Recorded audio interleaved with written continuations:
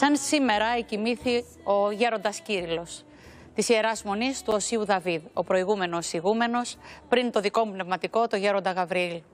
Κάπου έτσι, σε αυτές τις ιστορίες που ξεψαχνίζω κι εγώ, συναντώ την ιστορία της Δαβιδούλας, την αλήθεια της Δαβιδούλας, όπου με τη μαμά της, την κυρία Καλλιόπη, και τον μπαμπά της, τον κύριο Δημήτρη, προσπαθούν να αφήσουν να είναι ζωντανό, να μείνει ζωντανό, το παιδί που μαθαίνουν ότι κυοφορεί η κυρία Καλλιόπη, και όπως της έλεγαν οι γιατροί, θα βγει μπανανόμορφη, να έχει μπανανόμορφη μορφή. Δηλαδή δεν θα συναντούσαμε κανονικό πρόσωπο, αλλά μια μπανάνα.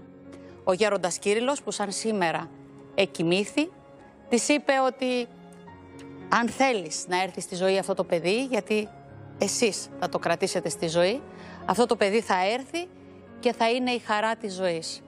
Και έτσι οι γονείς τίμησαν το Θεό, το γέροντά τους, το πνευματικό τους, το γέροντα Κύριλλο, και έφεραν στη ζωή τη Δαβιδούλα. Αυτό το κορίτσι που συναντώ εγώ και είναι χαρά Θεού, είναι χαρά ζωής, είναι πηγή έμπνευσης για τους γονείς. Το καλοκαίρι βρεθήκαμε παρέα εκεί στην Πάρο, που μένει με την οικογένειά της, γιατί εκεί μετήκησαν ώστε η Δαβιδούλα να έχει μια όμορφη ζωή. Πριν ένα χρόνο έκανε μια επέμβαση και γύρισε εδώ, στην Ελλάδα, με χρήματα του ΕΟΠΗ, να τα λέμε αυτά, παρά τις δυσκολίες βρέθηκε ο κύριος Βρούτσης και βοήθησε την οικογένεια, γιατί η Δαβιδούλα είχε μόνο ένα χρόνο ζωής. Όλα αυτά θα τα δείτε σε λίγο, γιατί η αλήθεια είναι πως αυτές τις μέρες έχουμε ανάγκη από τέτοια θαύματα ζωής. Έχουμε ανάγκη από γονείς που αγαπούν τα παιδιά τους. Είδατε τι είπε η Δαβιδούλα? Κοίταξα στα μάτια εκείνη την ώρα το Δημήτρη Μαρέδη, γιατί ο Δημήτρης δεν ήταν μαζί μου σε αυτό το ρεπορτάζ, και είπε μια χαρακτηριστική φράση η Δαβιδούλα: ευχαριστώ τους γονείς μου που δεν με σκότωσαν. Είναι ένα μάθημα ζωής αυτό σήμερα. Είναι πραγματικά ένα σύγχρονο θαύμα, Ζήνα, και σε ευχαριστούμε, γιατί όντως, πολύ σωστά το υπογραμμίζεις, το έχουμε ανάγκη περισσότερο από ποτέ. Ειδικά αυτές τις μέρες, με την επικαιρότητα να είναι τόσο μαύρη, και με το μήνυμα που πέρασες για τους γονείς που αγαπούν τα παιδιά και πρέπει να τα αγαπάμε πολύ περισσότερο και από την ίδια μας τη ζωή, από τον εαυτό μας ή τα διάφορα άλλα ζητήματα που καμιά φορά έρχονται στη ζωή μας. Και εγώ έχω ζήσει το θαύμα, αλλά δεν είναι στην παρούσα φάση να το πούμε. Θα το πούμε κάποια στιγμή, όταν και εγώ νιώσω έτοιμη και έχω πάρει την ευλογία. Τα θαύματα είναι δίπλα μας κάθε μέρα, Κατερίνα μου γλυκιά. Μπορεί να δυσκολευόμαστε, αλλά είναι εκείνη η στιγμή που προσευχόμενοι μπορούμε να φέρουμε στη ζωή αυτό που θέλουμε και αυτό που μας αξίζει, ακόμη και αν καμιά φορά δυσκολευόμαστε. Αυτή η δυσκολία είναι που μας κατατάσσει έτσι ουράνια, εκεί που πρέπει. Ο συγχωρεμένος, καλό μεσημέρι Ζήνα, ο συγχωρεμένος ο πατέρας μου έλεγε ότι όλα τα φορτία, παιδάκι μου, μπορεί να είναι βαριά, αλλά όταν απαγιάζεις και κοιτάς ψηλά στα μάτια τον Θεό, σίγουρα θα είναι λιγότερο το φορτίο και πιο καλή και όμορφη η ψυχή σου.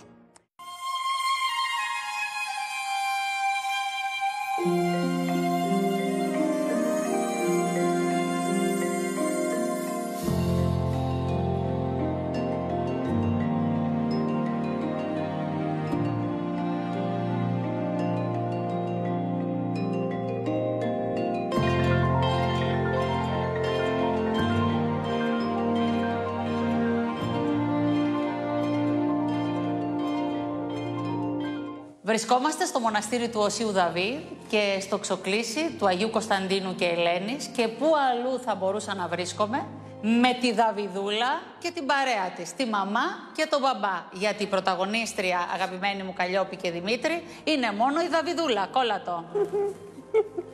Γελάς, Δαβιδούλα. Δημήτρη, Καλλιόπη, ήρθαμε εδώ σε αυτό το μοναστήρι που για σας είναι ένα κομμάτι της δικής σας ζωής, της αφοσίωσης, της πίστης στον Κύριο, και μαζί με αυτή την πίστη ήρθε και το τρίτο τέκνο της οικογένειας, η Δαβιδούλα. Η Δαβιδούλα μας είναι το δώρο μας, του Αγίου Δαβίδ, του Αγίου Ιακώβου, με τις ευχές του Αγίου Γέροντος Κυρίλλου.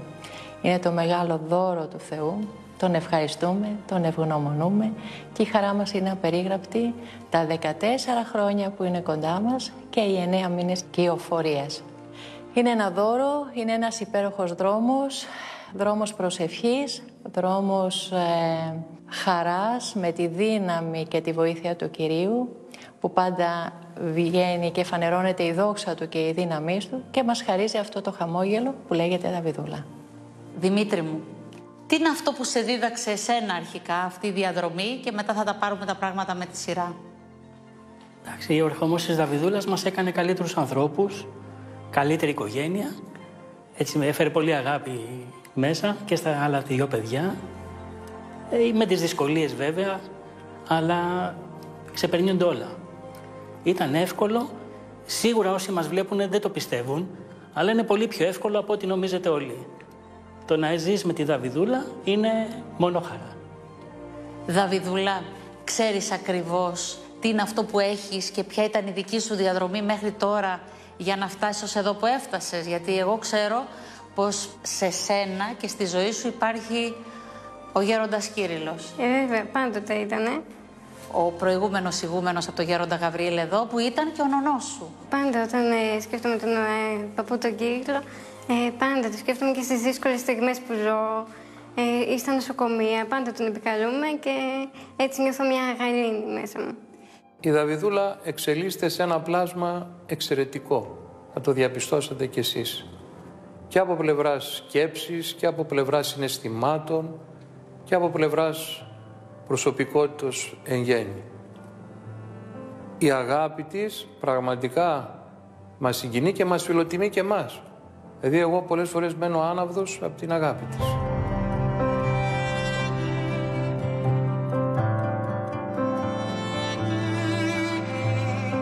Έκανες ένα πολύ δύσκολο χειρουργείο τώρα. Θες να μας πεις τι χειρουργείο ήταν αυτό? Ήμουνα πριν χειρουργηθώ, είχα σκολίωση, πολύ σοβαρή και κινδύνευε και η ζωή μου. Και έτσι πήγαμε στο Παρίσι και κάναμε την εγχείρηση για να είμαι πιο ίσια. Ήταν δύσκολο, όντως ήταν, γιατί εδώ στην Ελλάδα που δεν μπορούσαν να το κάνουν, είπαν ότι βρίσκεται σε κίνδυνο η ζωή της για να το κάνουμε και δεν μπορούμε να το χειρουργήσουμε το παιδί. Αλλά με τη χάρη του Θεού και του Οσίου Δαβίδ και του Παππού του Κυρίλλου και του Άγιου Ιακώβου έγιναν όλα καλά. Καλημέρα, ναι. Λοιπόν, είμαστε στον ασθενοφόρο, είμαστε καθοδόν για τον Έκερ και είμαι μέσα στο ασθενοφόρο. Δεν μπορώ να κουνηθώ γιατί θα χαλάσει η έλξη. Πάντα πριν μπω στο χειρουργείο, είχα τις εικόνες μαζί μου. Μέχρι και την τελευταία στιγμή είχα μαζί μου τον Παππού τον Κύριλλο δίπλα στο φορείο και μόνο που στο χειρουργείο δεν μπήκαμε μαζί με την εικόνα. Μαζί μας είναι ο Αγιουκάς και ο Παππούς. Και όλοι μαζί κάνουμε παρέα εδώ μέσα. Οι Άγιοι της Μονής μας, ο Άγιος Δαβίδ, ο Άγιος Ιάκωβος και γιατί όχι ο Άγιος Γέροντας Κύριλλος θα είναι πάντα δίπλα της. Άλλωστε αυτό της το απέδειξαν και πρόσφατα στις μεγάλες επεμβάσεις που έκανε στη Γαλλία. Και όπως μας περιέγραφε η Ελληνίδα γιατρός της, η διευθύντρια στο νοσοκομείο Πέδων της Πεντέλης, ορθοπαιδικός, που είχε παραβρεθεί εκεί στο χειρουργείο στη Γαλλία, μου είπε: «Πάτερ μου, τα πάντα μέσα στο χειρουργείο ήταν φωτεινά. Ένα λευκό φως κάλυπτε όλο το χειρουργείο και η Δαβιδούλα έλαμπε.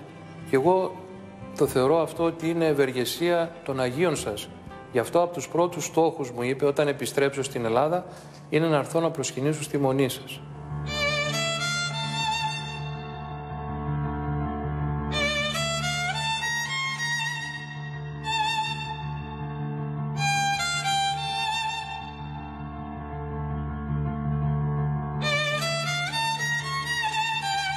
Ο κόσμος αυτή τη στιγμή βλέπει την Δαβιδούλα μετά από την επέμβαση που και αυτή είχε δυσκολία, γιατί στο τέλος φροντίστηκαν όλα ώστε η Δαβιδούλα να μην επιστρέψει στην Ελλάδα και έχει κάποια επιπλοκή, γιατί στο πρώτο χειρουργείο κάτι είχε ξεχαστεί και η Δαβιδούλα έκανε πολύ δυνατούς πυρετούς και πήγαινε για σύψη.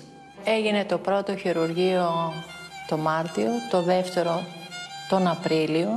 Βγήκαμε δοξάζοντας το Θεό γιατί ήταν πολλές ώρες και ήταν πετυχημένο χειρουργείο. Πέρασε η πρώτη εβδομάδα με τα εγχειρητικά, ήταν καλά, η δεύτερη εβδομάδα.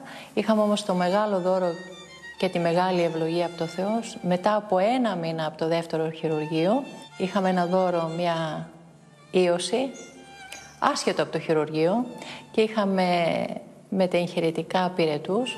Ξαναμπήκαμε με συψαιμία στο χειρουργείο πολύ δύσκολη, που δεν ξέραμε αν θα βγει, αλλά εκεί φανερώθηκε η δύναμη και η δόξα του Θεού, που διορθώθηκαν πάρα πολλά πράγματα που έπρεπε να ήταν στο δεύτερο χειρουργείο. Με το τρίτο χειρουργείο αποκαταστήσαμε πολλά πράγματα. Λύγησες κάποια στιγμή εκεί που ο πυρετός ξεπερνούσε το 40 και δεν ήξερες τι συνέβαινε? Κάποιες φορές έλεγα γιατί γίνεται και ήμουν λίγο στεναχωρημένη. Αλλά μετά λέω, εσύ ξέρεις, μου, εσύ όλα τα κανονίζεις και όλα θα πάνε καλά. Μετά μου έφυγε αυτός ο λογισμός άσχημος.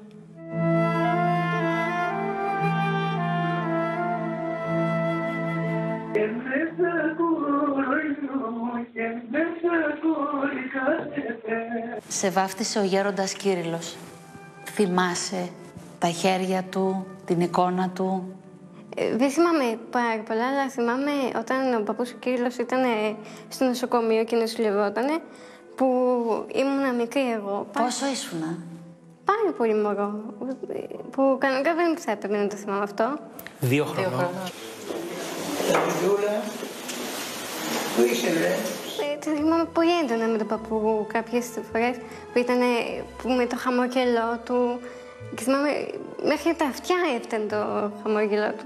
Και θυμάμαι όταν είχε κάτσει στην αναπαραγγικά έξα, που εγώ ήμουν στο πάτωμα και τον θυμάμαι πολύ χαρούμενο. Πάρα πολύ χαρούμενο.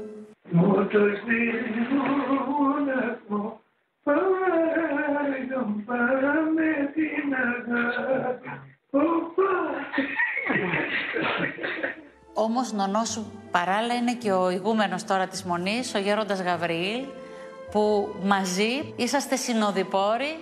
Πώς τον αποκαλείς? Νονάκο μου. Και κάποιες φορές την μιλάω για κανάλατα. Όταν τα παίρνω τηλέφωνο, ας πούμε, όταν ήμουν στο Παρίσι, τον έπαιρνα συνέχεια τηλέφωνο. Και πάντα το έκανα νονάκο μου, έτσι τον αποκαλούσα στο Παρίσι. Και ακόμα τον αποκαλώ. Η Καλλιόπη θέλησε να βαπτιστεί το παιδί της εδώ και μάλιστα να το βαπτίσει ως ανάδοχος ο γέροντας Κύριλλος. Εκείνος, από ταπεινοφροσύνη θα έλεγα, ευλόγησε να το βαπτίσουμε ο πατήρ Νικόδημος και εγώ ως ανάδοχοι. Κατ' οικονομίαν, γιατί οι μοναχοί δεν γίνονται ανάδοχοι. Τιμώντας αυτή την εμπιστοσύνη και την αγάπη, την απεριόριστη της Καλλιόπης, με το να γίνομαι ανάδοχοι. Όταν μαθαίνεις ότι είσαι έγκυος, τι σου έλεγε ο γέροντας Κύριλλος? Όταν ήρθαμε στο μοναστήρι είχαμε μόνο την Αναστασία, την πρώτη, την κόρη. Μετά ήρθε το δώρο, ο Θοδωράκης μας. Τότε θέλαμε και τρίτο παιδί και κάθε φορά που ερχόμαστε λέγαμε στον παππού, παππού σταύρωσέ με την Αγία Κάρα, θέλουμε πάρα πολύ και τρίτο παιδάκι. Ο παππούς πάντα μας έλεγε, όχι όποτε εμείς θέλουμε, όποτε ο Θεός θέλει και όπως το θέλει. Ενώ στο Θοδωρή δεν μου έλεγε έτσι, με σταύρωνε και μου έλεγε ένα ευλογημένο παιδάκι να σας χαρίσει ο Θεός. Το 2006 μου είπε μόνος του, έλα να σε σταυρώσω και να με πάρεις τηλέφωνο, μου πεις μια ευλογημένη εγκυμοσύνη να έχεις, σου εύχομαι, αλλά κατέβασε και τα γυαλιά του και με κοίταζε μες στα μάτια, δεν θα ακούσεις τους γιατρούς, δεν θα φοβηθείς. Εγώ χάρηκα γιατί είχα κρατήσει το κομμάτι ότι με σταύρωσε. Και όταν φεύγαμε, λέω στον Δημήτρη, θα μας χαρίσει ο Άγιος Δαβίδ και τρίτο παιδάκι. Το Μάρτιο, όταν μάθαμε για την εγκυμοσύνη, τον πήρα τηλέφωνο. Ευλογημένη εγκυμοσύνη, ευλογημένη εγκυμοσύνη. Άιντε, άιντε, μην ακούσεις τους γιατρούς. Ο παππούς Κύριλλος ήταν αυτός που στήριξε τη μητέρα της, την Καλλιόπη, για να την κρατήσει. Να μην τη σκοτώσει όταν ήταν στην κοιλιά, γιατί οι γιατροί, με βάση τις εξετάσεις βέβαια οι άνθρωποι, και με βάση την επιστήμη τους, λέγανε τα πάντινα. Θα σας έχει περιγράψει. Ήταν πολύ σημαντική αυτή η απόφαση. Ανέβηκα στην Αθήνα για να βρω γιατρό γιατί μένουμε στην Πάρο. Λόγω ηλικίας όλοι οι γιατροί με απέρριπταν. Με βλέπαν και με τα άσπρα μαλλιά. Μου λέγανε να κάνω αμνιοπαρακέντηση. Τους έλεγα εγώ δεν θα κάνω. Απλά και μόνο να μου πείτε ό,τι χρειάζεται ιατρικά να είμαι γερή εγώ για να είναι καλή εγκυμοσύνη, θα τα κάνω όλα. Αλλά για να κάνω αμνιοπαρακέντηση ή οτιδήποτε άλλο, είναι επιλογή μας με το σύζυγο. Αυτό το μωρό το έφερε ο Θεός και ό,τι να είναι θα το δεχτούμε το δώρο του. Επαναστατούσαν οι γιατροί, λέγαν τα δικά τους. Μου λέγανε θα είμαι σε ένα, δεν θα μπορώ εκείνη, η πιθανή ημερομηνία το και του είναι τότε και τότε θα είμαι σε ένα συνέδριο στο εξωτερικό.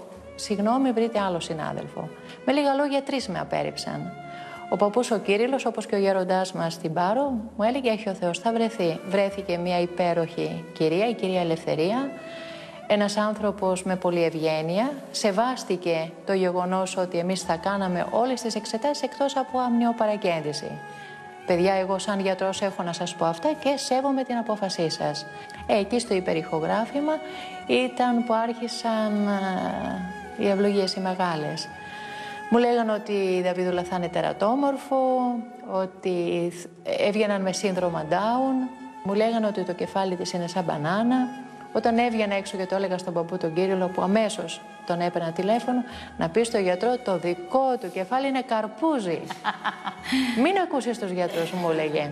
Εγώ ήμουν ήρεμη γιατί άκουγα τον παππού ότι θα έχεις ένα ευλογημένο παιδάκι. Και λέγανε καλά, τόσο ήρεμη που είναι. Δεν καταλαβαίνει τι λέμε, δεν καταλαβαίνει ότι έχει πρόβλημα. Και λέω κιόλας καταλαβαίνω κύριε. Και λέει και ένας κύριος, δεν είναι Ελληνίδα, δεν καταλαβαίνει. Τους ενοχλούσα γιατί ήμουν ήρεμη. Βγήκα έξω, πήρα τον παππού τον Κύριλλο, μου έδινε τις ευλογίες του, το γέροντά μας στην Πάρο. Δόξα τω Θεώ, παιδάκι μου, μου λέγανε. Αν είναι έτσι όπως τα λες, σας επέλεξε ο Θεός να διακονήσετε έναν άγγελο. Προχώρησε η εγκυμοσύνη. Έπρεπε να κάνω, θυμάμαι, μία φορά μία εξέταση για ζάχαρο. Αυτές τις συνηθισμένες που κάνουμε γενική αίματος, όλες οι εξετάσεις.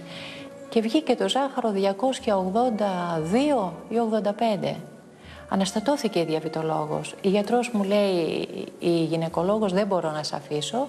Θα πρέπει να ξανακάνουμε και άλλη εξέταση για να δούμε τι γίνεται και να σε δει διατροφολόγος. Θα πρέπει να καθίσεις. Βεβαίως και θα καθίσω, γιατί κινδυνεύει το μωρό μου. Κινδυνεύω κι εγώ. Πήγα στη διατροφολόγο, ήταν πάρα πολύ αριστική, πολύ επιθετική, που στο τέλος, κρίμα η καμενούλα, μου λέει εύχομαι να σου ανέβει τόσο πολύ το ζάχαρο και να σου φύγει το μωρό αφού δεν έχεις μυαλό. Γέμισε ο κόσμος παιδιά άρρωστα. Σε ευχαριστώ πάρα πολύ, της είπα. Βγήκα έξω, παίρνω τον παππού τηλέφωνο. Με το που σηκώνει το τηλέφωνο, μου λέει δεν έχει ζάχαρο. Παππού, μόλις τώρα βγήκα και το ζάχαρο είναι επάνω. Δεν έχει ζάχαρο, πάρε τον πατέρα Γαβρίλ.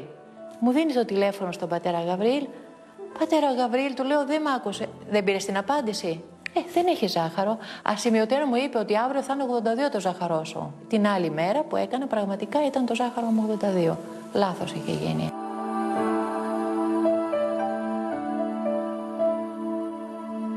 Μόλις γεννήθηκε η Δαβιδούλα, εγώ προσωπικά περίμενα ότι θα δω το τερατόμορφο. Ήταν καισαρική. Μόλις με έβγαλαν για να έφυγε η αναισθησία, κοίταζα τα μάτια του Δημήτρη για να δω αν φαίνεται το μωρό. Ήταν γαλήνιος, ήρεμος, πολύ χαρούμενος.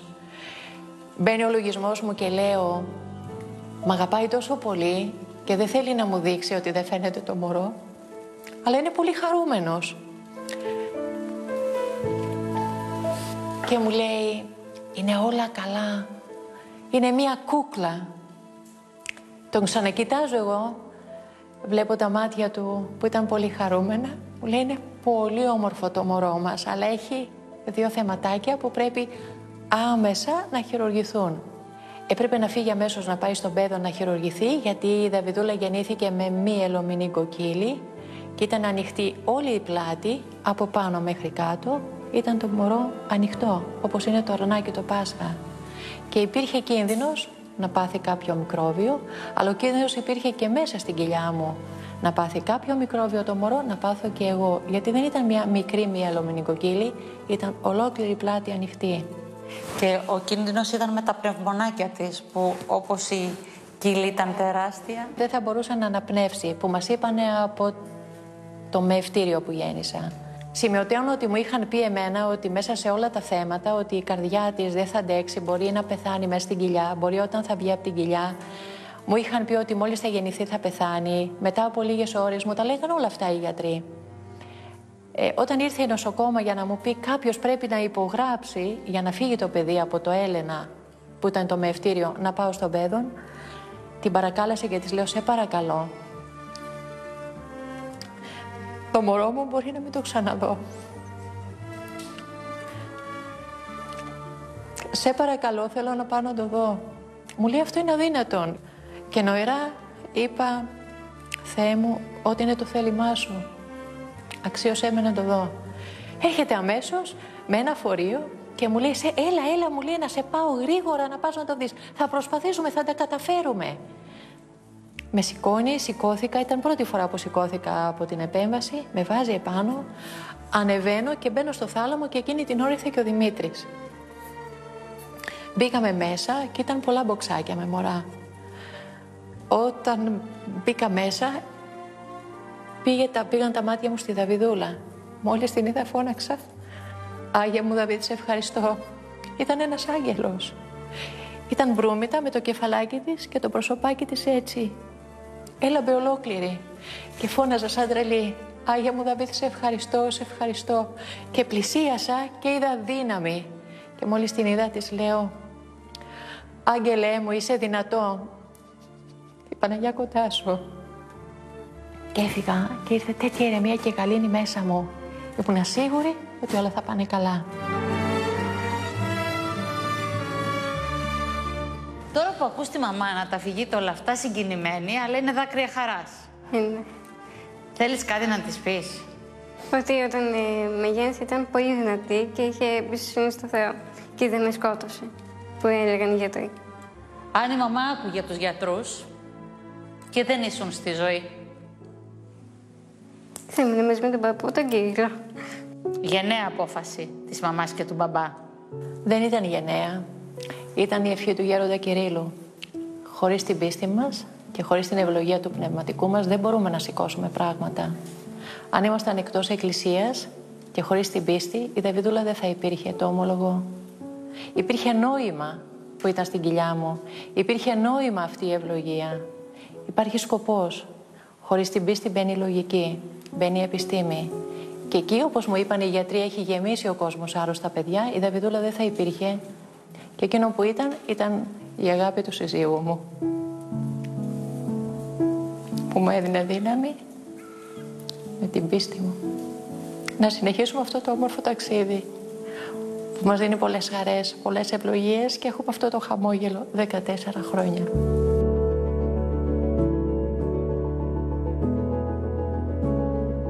Το ταξίδι της Δαβιδούλας κόστιζε αρκετά χρήματα και κάπως τα έφερε ο Κύριος, όπου εγκρίθηκε τελικά μέσω του ΕΟΠΗ και ενός ανθρώπου που σας βοήθησε πολύ και είναι καλό να το πούμε, για να πάρει η Δαβιδούλα αυτό το εισιτήριο για τη Γαλλία. Ήτανε μεγάλο το κόστος, το ανέλαβε τουλάχιστον το νοσοκομιακό όλο ΕΟΠΗ και σε αυτό μας βοήθησε κάποιος άνθρωπος, είναι ο Γιάννης ο Βρούτσης. Βοήθησε πάρα πολύ στο θέμα της γραφειοκρατίας, να γίνουν γρήγορα αυτά. Δεν ήταν κάτι που δεν δικαιούτο η Δαβιδούλα. Εφόσον δεν μπορούσε να χειρουργηθεί στην Ελλάδα, έπρεπε να φύγει στο εξωτερικό. Και ευτυχώς αυτό έγινε αρκετά γρήγορα, με τη βοήθειά του Γιάννη. Εγκρίθηκε το ποσό που ήταν πάρα πολύ μεγάλο και έτσι έδωσε και ο Θεός και βρεθήκαμε στο Παρίσι για 4 μήνες με 3 πολύ δυνατά χειρουργεία και μεγάλα, σε κέντρο αποκατάστασης εκεί. Η Δαβιδούλα, αν δεν χειρουργείτο, είχε ζωή για 1 χρόνο περίπου ακόμα. Γιατί ήταν τόσο πολύ η σκολίωσή της, που πλέον πίεζε και την καρδιά και το πνευμόνι και δεν μπορούσε να καταπιεί, αν και έτρωγε μόνη της, με πάρα πολύ μεγάλη δυσκολία. Έπρεπε να χειρουργηθεί η σκολίωση, να ισιώσει, γιατί είχαμε πάει με 150 μοίρες σπονδυλική στήλη. Αν δείτε την ακτινογραφία δεν το πιστεύετε, γιατί και οι Γάλλοι γιατροί δεν πιστεύανε ότι πώς έφτασε εκεί και μπορούσε και χωρίς αναπνευστικές μηχανές να αναπνέει μόνη της. Ήταν και αυτό ένα θαύμα. Δόξα τω Θεώ, χειρουργήθηκε, αποκαταστάθηκε, πλέον αναπνέει καλά, δεν κινδυνεύει η ζωή της πια, ούτε θα ξανακινδυνεύσει από αυτό. Τρώει, αναπνέει και είναι πάντα χαρούμενη. Την υποδεχτήκαμε στο αεροδρόμιο, όταν γύρισε από τη Γαλλία, και η αγκαλιά μας έδωσε ο Θεός να είναι πολύ ζεστή, φαίνεται, γιατί τώρα που ήρθε για το γεγονός της εκπομπής μου είπε, θέλω αυτή την αγκαλιά που κάναμε στο αεροδρόμιο. Ήταν πολύ ζεστή.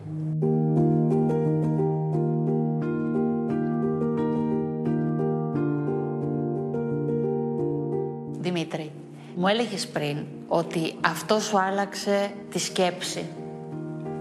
Πώς ακριβώς έγινε αυτή η αλλαγή?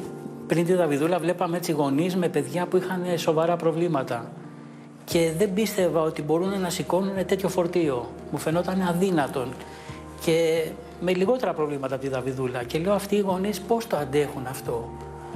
Όταν ο Θεός μας την έφερε τη Δαβιδούλα, κατάλαβα ότι δεν είναι φορτίο και κατανόησα και τους άλλους γονείς. Βλέπω ότι είναι πολύ εύκολο για μας. Έχουμε προσαρμόσει τη ζωή μας με την ανάγκη της. Δεν μπορούμε να πάμε σε όλες τις παραλίες για μπάνιο, πάμε εκεί που μπορεί να φτάσουμε, αλλά είναι μόνο αυτό το πρόβλημα, κανένα άλλο. Και σίγουρα κάποιοι άλλοι γονείς που μας βλέπουν νομίζουν ότι είναι ακατόρθωτο, αλλά δεν είναι ακατόρθωτο, είναι πάρα πολύ εύκολο. Ποιο είναι το καθημερινό σου πρόγραμμα, Δαβιδούλα? Δηλαδή, ποια πράγματα μπορείς να κάνεις μόνη σου και ποια χρειάζεσαι βοήθεια? Μόνο στις κροφάκια, τα άλλα τα κάνω μόνη μου. Γιατί με αυτό κινείσαι μόνη σου. Ναι, και το έχω και όλα. Και παίζω και μεταφέρομαι και στο κρεβάτι. Βέβαια, με μια μικρή βοήθεια από τη μαμά, αλλά το κάνω και μόνη μου. Τι είναι αυτό που θέλεις να τους πεις εκεί έξω? Ναι, σε αυτούς τους γονείς που σκοτώνουν τα παιδάκια, να μην τα σκοτώνουν, γιατί και σε μένα έλεγαν τέτοια πράγματα. Και αν έχεις εμπιστοσύνη και στο Θεό, μπορεί να αλλάξουν τα πράγματα και να βγει ένα αγγελούδι. Και κουράγιο σε αυτούς που το κρατάνε, γιατί είναι πράγματι ένα δύσκολο έργο και θέλει πολύ δύναμη και πολύ προσευχή για να το καταφέρει. Εσύ προσεύχεσαι, Δαβιδούλα? Ναι. Κάθε πρωί λέω, σε ευχαριστώ που μου εξημέρωσες.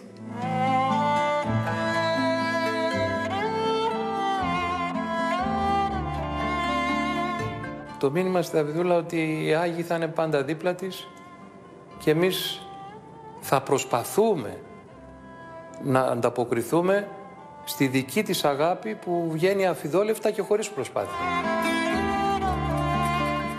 Δαβιδούλα, τι θα ήθελες λοιπόν να πεις στον κόσμο που μας παρακολουθεί, έτσι με το δικό σου τρόπο, κοιτάζοντας εκεί, την κάμερα σου?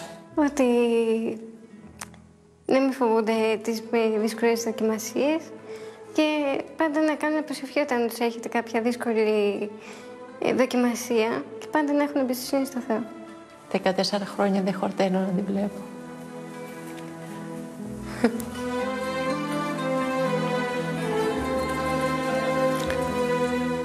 Τι μας έκανες? Και εσύ γελάς. Κλαίμε εμείς, εσύ γελάς. Μα δεν είναι ωραίο αυτό? Αγάπη μου γλυκιά. Ραντεβού στην Αθήνα. Θα αλωνίσουμε το πλατό. Εννοείται.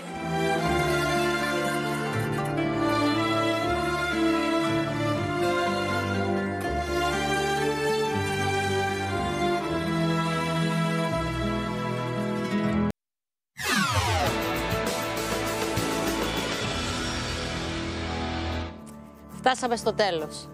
Χαίρομαι που σας άγγιξε η ιστορία ζωής, η αλήθεια ζωής της Δαβιδούλας, της μανούλας της, του μπαμπά της και έχει και 2 αδέλφια καταπληκτικά.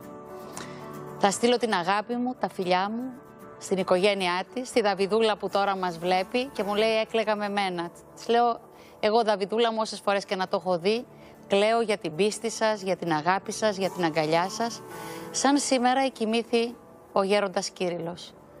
Ο πνευματικός σας, της οικογένειάς σου, ο νονός σου, μαζί με τον γέροντα Γαβρίλ, τον επόμενο ηγούμενο της Μονής και δικό μου πνευματικό.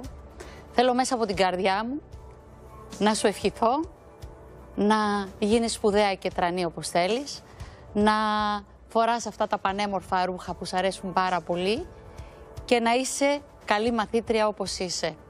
Γιατί είσαι ευλογημένο παιδί και άγγελος στη γη.